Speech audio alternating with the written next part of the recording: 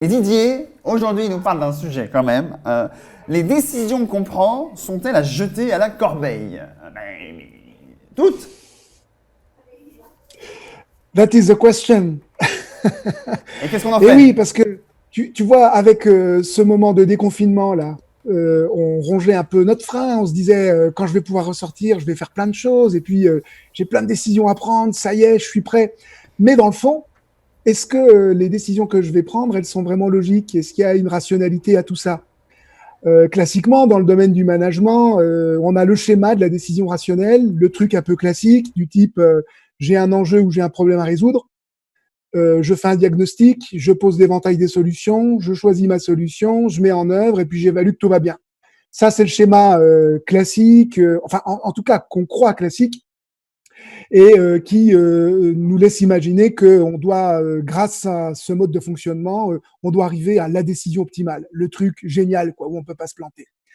Sauf que ça, c'est dans la théorie, c'est dans les livres et que ça marche quasiment jamais, jamais comme ça. Tu vois, Benjamin, tu t'es marié peut-être un jour. Je sais pas si tu as fait une analyse de l'enjeu, des problèmes à résoudre, un état des lieux, et puis après, tu as mis en place un plan d'action pour y parvenir. Ça se passe rarement comme ça. Et c'est Bah, vrai que dans le choix de nos vies quotidiennes, mais aussi dans le choix des décisions importantes, par exemple le choix d'un site web ou l'achat d'une maison, ça fonctionne rarement complètement de cette manière. Alors pourquoi? Ben parce que il y a plusieurs raisons. Il y a tout d'abord, il peut y avoir une escalade de l'engagement. Ça, c'est des choses qu'on a appris dans la théorie.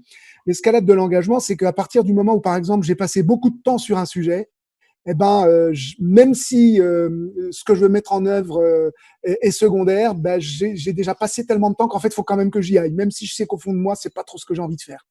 Donc ça, c'est quand même un vrai problème pour prendre la bonne décision.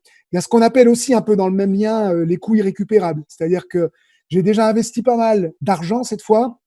Je sais que le projet que j'ai pour acheter cette maison ou cet entrepôt, il est pas top, mais non, ça serait vraiment une perte. Donc, il faut quand même que j'aille au bout. Alors qu'en fait, pas du tout. On y gagnerait peut-être beaucoup plus si on acceptait de ne pas s'engager sur cette démarche qui peut-être va nous causer tout un tas de problèmes.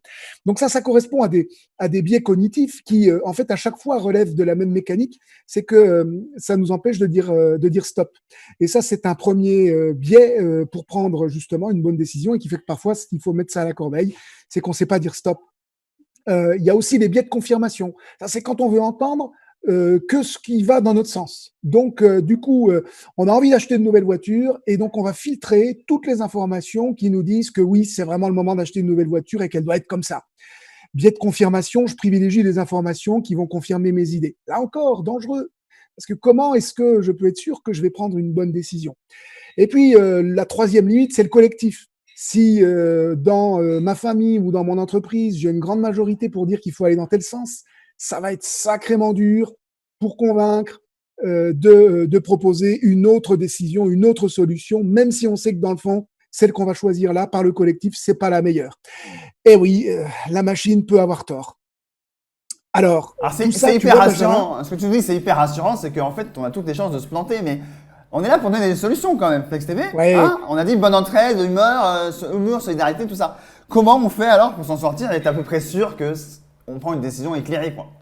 oui, voilà, c'est ça. C'est-à-dire qu'il faut avoir conscience de ses limites et surtout accepter, selon la bonne vieille leçon du chercheur prix Nobel d'économie Herbert Simon, qu'on ne prend jamais la décision optimale, qu'on prend que des décisions qui sont satisfaisantes à un moment donné et que donc, du coup, il ne faut pas avoir peur aussi de les remettre en cause, de les réévaluer et puis de se confronter, de se challenger. Sinon, on risque effectivement de tomber dans ce que des chercheurs américains ont appelé le modèle de la corbeille. Dans leur idée, tu vas avoir donc dans une corbeille des flux complètement indépendants de problèmes, des solutions d'un côté, des participants de l'autre, et puis en fait des opportunités. Et en fait, ce qu'ils ont montré, et c'était déjà il y a presque 50 ans, c'est que parfois, on a déjà des solutions dans nos têtes, et ces solutions, en fonction du contexte, elles vont aller chercher des petits problèmes qui étaient dans un coin, qui étaient mis dans un coin de la corbeille, et on va les remettre sur le devant de la scène pour faire croire qu'en fait, c'est la bonne solution à un moment donné.